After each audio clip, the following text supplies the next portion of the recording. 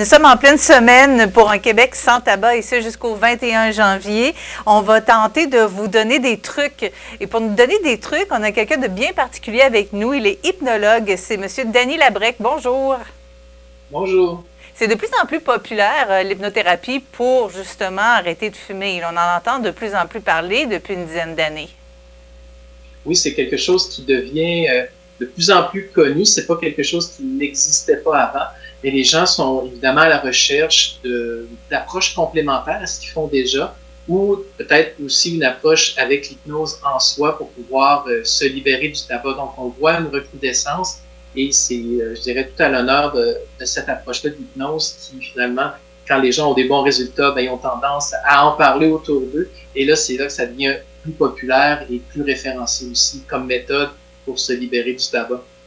Quand on choisit l'hypnose, est-ce qu'il faut le combiner à autre chose, au timbre ou à d'autres méthodes? On peut travailler de manière conjointe avec d'autres approches. Donc, l'hypnose, elle ne va pas interférer avec ça. Et l'hypnose aussi peut être une approche en soi. Donc, une personne qui voudrait justement aller avec seulement l'hypnose, ben, elle peut le faire également. Donc, ça peut être autant complémentaire qu'une approche unique en soi pour aider justement dans ce sujet. Et c'est quoi votre approche à vous de l'hypnose pour faire arrêter de fumer un patient? Donc, nous, on va dire une approche en général. Donc, il y a différents types d'hypnose, mais en général, c'est d'accueillir la personne. Donc, une séance d'hypnose, c'est de déterminer ce qui fait en sorte que l'habitude se maintient. Donc, c'est quoi le gain que la personne a? Parce qu'on sait que des gens qui fument, ils le savent, c'est quelque chose qui est pas bon pour la santé, pas nécessairement utile, mais ça vient répondre à des besoins comme se déstresser, être performant, prendre un moment pour relaxer. Donc, ça, c'est quelque chose c'est la partie enfouie dans l'inconscient que nous, on appelle. Et c'est cette partie-là qui fait en sorte que c'est plus fort que nous, même si on sait que c'est néfaste, ben, en fait, on ne peut pas s'empêcher d'arrêter.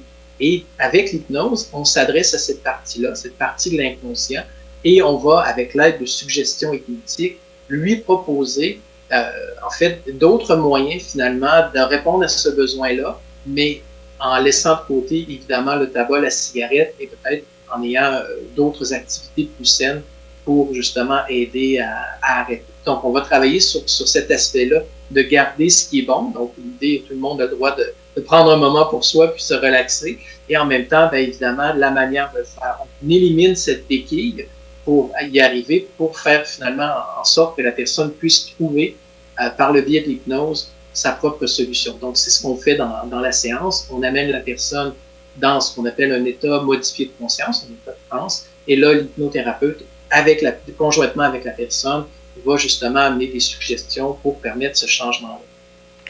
Quand on parle d'hypnose, j'ai l'impression que c'est une méthode qui est quand même assez relaxante. Est-ce que je me trompe? C'est une méthode très relaxante. On peut bien se reposer. Et je souris parce que c'est vrai, les gens me disent « Oh mon Dieu, j'aurais continué la séance, je serais resté dans cet état-là. » Donc, les gens, c'est un état qui est très agréable, très relaxant aussi. Donc, c'est pas un état où on pourrait avoir des fois des idées préconçues, où on se souvient de rien, où on perd le contrôle. Au contraire, c'est vraiment comme si on avait vraiment une séance relaxante. Peut-être des fois, je compare ça, c'est une comparaison un peu grossière, un peu boiteuse, mais c'est un peu l'état qu'on a lorsqu'on est en train de regarder un feu de camp qui est justement en train de brûler. On rêvasse un peu, on est bien, on est juste vraiment déposé dans notre état. Et c'est ça qui aide finalement, qui permet cette ouverture, l'accès à l'inconscient de la personne. Est-ce qu'il y a des gens qui ont encore peur de l'hypnose? Oui, il y a des gens qui, en fait, qui sont, pas qui craignent l'hypnose, mais quand ils arrivent en séance, ils sont nerveux parce qu'ils ne savent pas à quoi s'attendre. Évidemment, c'est dû au phénomène que l'hypnose, on la voit de manière plus spectaculaire dans justement des spectacles avec des fascinateurs, des mentalistes. Et donc là, on voit qu'il y a quelque chose comme une certaine forme d'instantanéité. Et c'est un peu le but de ce que moi j'aime faire, c'est de pouvoir justement démythifier et démystifier l'hypnose, de dire c'est un outil. Et dans notre cas à nous, donc on n'est pas des gens qui faisons du spectacle, mais on est plus dans les métiers d'accompagnement, de la relation d'aide. On utilise cet outil-là pour aider la personne justement à atteindre ses objectifs. C'est comme si on lui donnait un levier pour pouvoir l'aider à soulever une charge qui, toute seule, serait peut-être trop difficile pour elle. L'hypnose est utilisée, oui, pour l'arrêt tabagique de plus en plus, on en parlait, mais c'est utilisé aussi pour d'autres pathologies, là. Ben oui, l'hypnose va être utilisée pour soulager, diminuer les symptômes d'une problématique, donc pour permettre à la personne d'avoir davantage de confiance en elle, par exemple, pour pouvoir mieux gérer ses émotions, soulager un stress. Donc ça, c'est vraiment utile. Il y a ce côté-là de l'hypnose qui englobe beaucoup de choses qui est en lien avec l'esprit, les émotions, les pensées aussi. Donc des gens qui viennent pour pouvoir justement, par exemple, mieux s'endormir, avoir des nuits qui sont plus récupératrices. Donc, on peut travailler avec l'hypnose pour ce genre de demande. Donc, c'est très vaste comme panoplie et c'est toujours évidemment dans le cadre d'un accompagnement pour aider la personne, l'outiller et pouvoir décoincer peut-être parfois le petit truc qui la maintient dans une situation où elle se dit, ben, en fait, j'aimerais beaucoup améliorer ma vie de cette manière-là. J'y arrive pas, j'ai besoin d'un petit coup de pouce.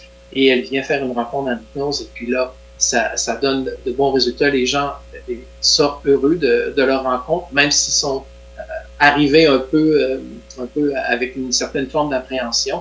Et évidemment, là, c'est le rôle de créer ce lien thérapeutique avec l'hypnothérapeute pour rendre la séance non seulement agréable, mais aussi utile pour la personne, pour lui permettre justement de ressortir avec quelque chose justement qu'elle va pouvoir mettre et appliquer dans son quotidien. Monsieur Labrec, on est là pour se parler, entre autres, de tabac, oui, de problèmes avec le tabac. On sait qu'il y a de moins en moins de fumeurs. On a l'impression qu'il y a de moins en moins de fumeurs avec toutes les contraintes qui sont arrivées dans la société dans les 20 dernières années. Justement, il y a eu un gros travail fait de ce niveau-là. Est-ce que, pour vous, en tant que technologue, est-ce que vous avez remarqué un changement sur le nombre de patients que vous pouvez avoir par année? Ben, les gens qu'on rencontre, oui, les gens qui viennent nous rencontrer, c'est des gens qui ont été, ils peuvent avoir été des fumeurs pendant de nombreuses années et la plupart du temps, ils nous témoignent qu'en fait, quand moi j'ai commencé à fumer, ben, c'était à la mode, c'était bien vu, c'était comme un mouvement de société, une manière d'affirmer qu'on est un peu un rebelle, qu'on va à l'encontre des choses. Et évidemment, ce qui est surprenant, c'est que avec l'apparition du vapotage, on va dire cette habitude-là a transitionné vers le vapotage, vers aussi l'utilisation de cannabis. Donc, on dirait qu'il y a eu un glissement, mais évidemment, les gens qui sont accros à la cigarette, bien évidemment, il y en a de moins en moins. Et ceux qui viennent, bien évidemment, ils voient, bon, mes amis ne fument plus, j'ai plus le goût d'aller à l'extérieur, je suis un paria parce que je dois sortir pendant un souper, un dîner du restaurant. Et donc, ils se rendent compte que pour eux, ils veulent pouvoir faire partie intégrée des groupes et puis ça les motive énormément en ce sens. Donc oui, il y en a de moins en moins, il y en a toujours, évidemment, mais on voit une recrudescence de d'autres habitudes comme le vapotage de cannabis et on rencontre des gens justement qui veulent se débarrasser de ces habitudes-là. Au début de l'année, on a les fameuses résolutions. Est-ce qu'il y a encore beaucoup de gens qui vont vous voir pour arrêter de fumer parce que c'est le début de l'année, justement, puis ils viennent de prendre leur résolution? Il y a des gens, oui, qui viennent nous rencontrer pour des résolutions et je dirais que la majorité des gens aussi viennent nous rencontrer parce qu'ils ont également des problèmes au niveau de leur santé, donc ils ont un suivi médical avec des spécialistes médecins, etc. Et certains d'entre eux, justement, recommandent l'hypnose pour les aider parce que soit qu'ils ont besoin d'avoir une intervention importante, une chirurgie, ou peu importe, et là, ils sont très motivés. Il y a toujours, évidemment, des bonnes résolutions en début d'année où ce que là, les gens disent « ça suffit, je suis tanné, j'arrête, de toute manière, j'aime même pas le goût, j'aime pas ça. » Et c'est juste que c'est quelque chose qui fait partie de ma vie comme une mauvaise habitude.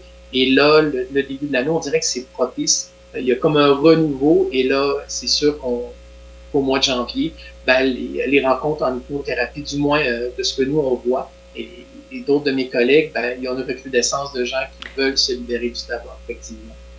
Merci beaucoup, M. Labrec, d'avoir été avec nous. Denis Labrec, il est hypnologue, directeur chez Hypnose Humaniste Canada. Il était question, entre autres, de la Semaine pour un Québec sans tabac qui se poursuit jusqu'au 21 janvier. Merci. Merci beaucoup.